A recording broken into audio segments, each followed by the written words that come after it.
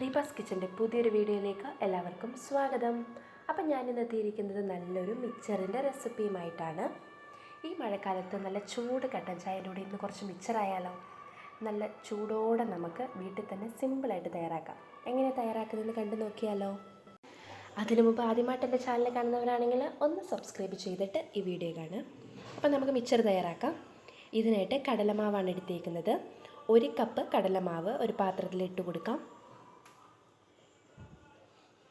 നമ്മൾ എത്രയാണോ കടലമാവ് എടുത്തത് അതിൻ്റെ നേർപകുതി അരിപ്പൊടി ചേർത്ത് കൊടുക്കാം.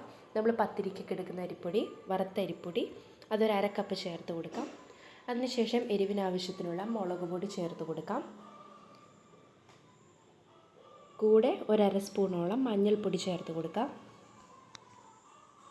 ആവശ്യത്തിനുള്ള ഉപ്പ് ചേർത്ത് കൊടുക്കാം.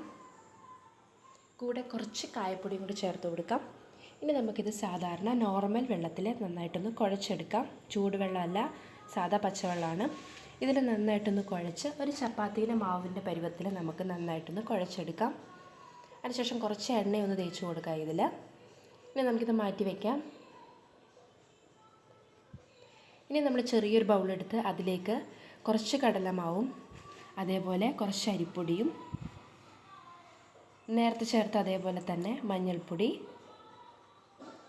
മുളക് പൊടി, കായപ്പൊടി, ഉപ്പ് എന്നിവയൊക്കെ ചേർത്ത് കുറച്ച് വെള്ളവും കൂടി ഒഴിച്ച് കുറച്ച് ലൂസ് പരുവത്തിൽ മാവ് തയ്യാറാക്കാം.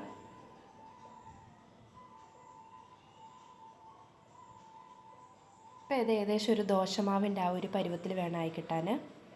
കുറച്ചും കൂടി ലൂസാകണം. ഈ ഒരു പരുവത്തിനാക്കിയെടുത്തതിന് ശേഷം നമുക്ക് മാറ്റി വയ്ക്കാം. ഇനി നമുക്ക് ആവശ്യത്തിനുള്ള ഓയിൽ ചൂടാക്കാം.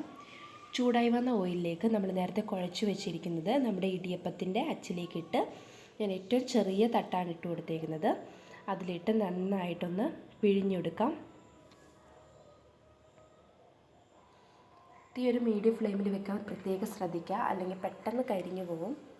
ഒരു വശം നന്നായിട്ടൊന്ന് മൊരിഞ്ഞ് വരുമ്പോൾ നമുക്ക് തിരിച്ചിട്ട് കൊടുക്കാം. അങ്ങനെ 2 വശവും നന്നായിട്ട് മൊരിഞ്ഞതിന് ശേഷം നമുക്കിതൊരു പാത്രത്തിലേക്ക് മാറ്റാവുന്നതാണ്. ഒത്തിരി കളർ മാറിപ്പോകേണ്ട ആവശ്യമില്ല. ഇതേപോലെ ഇനി ബാക്കിയുള്ളതും കൂടി നമുക്ക് മൊത്തത്തിൽ മൊരിച്ചെടുക്കണം.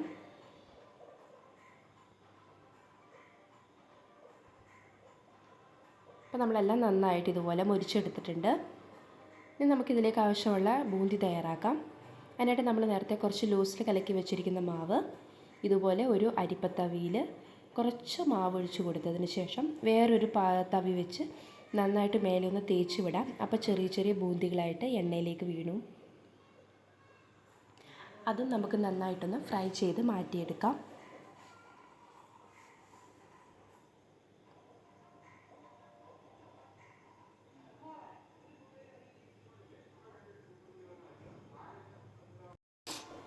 ഇപ്പോൾ ഏകദേശം ഇതും റെഡിയായി വന്നിട്ടുണ്ട്.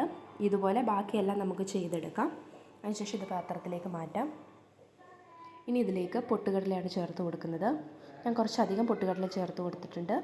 അതും നമുക്ക് നന്നായിട്ടൊന്ന് ഫ്രൈ ചെയ്തെടുക്കാം. നമ്മൾ നേരത്തെ മുളക് പൊടി മാവിൽ ചേർത്തത് കൊണ്ടാണ് നമ്മുടെ എണ്ണേൻ്റെ കളറൊക്കെ ഒന്ന് മാറിയിരിക്കുന്നത്.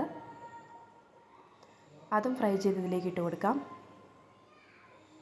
അതിനുശേഷം നിലക്കടലയാണ് ചേർത്ത് കൊടുക്കുന്നത്. അത് ഞാൻ കുറച്ച് കൂടുതൽ ചേർക്കുന്നുണ്ട്. പച്ച നിലക്കടലയാണ് എടുത്തേക്കുന്നത്. അതുകൊണ്ട് ഇതൊന്ന് കുറച്ചൊന്ന് നന്നായിട്ടൊന്ന് ഫ്രൈ ആയി വരുന്നത് വരെ നമുക്ക് വെയിറ്റ് ചെയ്യാം.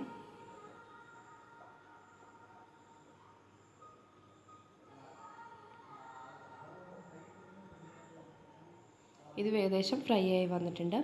ഇത് നമുക്ക് കോരി അതിലേക്ക് ഇട്ട് കൊടുക്കാം. അതിനുശേഷം കുറച്ച് കറിവേപ്പിലയാണ്, അത് നന്നായിട്ട് ഫ്രൈ ചെയ്തെടുക്കാം. അതിനുശേഷം ഇനി ഇതിലേക്ക് ഒരു 5-6 വെളുത്തുള്ളി നല്ലൊന്ന് ചതച്ചെടുത്തതാണ്. അപ്പോൾ തൊലിയൊന്നും കളയേണ്ട ആവശ്യമില്ല, നന്നായിട്ടൊന്ന് ചതച്ചെടുത്തത് അതും കൂടി ഇതിലിട്ട് ഫ്രൈ ചെയ്തെടുക്കാം. അതും നമുക്ക് എല്ലാം കൂടി ഇതിലേക്ക് ഇട്ട് കൊടുക്കാം. ഇനി ഇതിലേക്ക് 1 സ്പൂണോളം മുളക് പൊടി ചേർത്ത് കൊടുക്കാം. അതിനുശേഷം ഒരു നുള്ളു ഉപ്പും കൂടി ചേർത്ത് കൊടുക്കാം.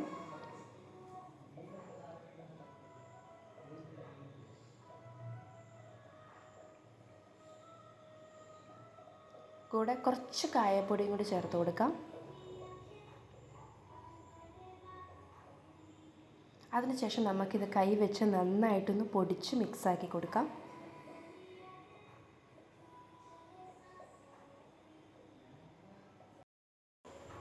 അങ്ങനെ നമ്മുടെ അടിപൊളി മിക്സർ ഇവിടെ റെഡി ആയിട്ടുണ്ട്. വളരെ സിമ്പിളായിട്ട് കടയിൽ നിന്നൊക്കെ കഴിക്കുന്ന അതേ ടേസ്റ്റിൽ തന്നെ നമുക്ക് വീട്ടിൽ തയ്യാറാക്കാം. അപ്പോൾ എല്ലാവരും തയ്യാറാക്കി നോക്കുക. ഇഷ്ടപ്പെട്ടാലും മറ്റുള്ളവർക്ക് ഷെയർ ചെയ്ത് കൊടുക്കാനും, ആദ്യമായിട്ട് എൻ്റെ ചാനൽ കാണുന്നവരാണെങ്കിലും സബ്സ്ക്രൈബ് ചെയ്യാനും മറക്കരുത്. മറ്റു നല്ലൊരു അടിപൊളി റെസിപ്പിയുമായിട്ട് വരാം. അതുവരേക്കും ബൈ.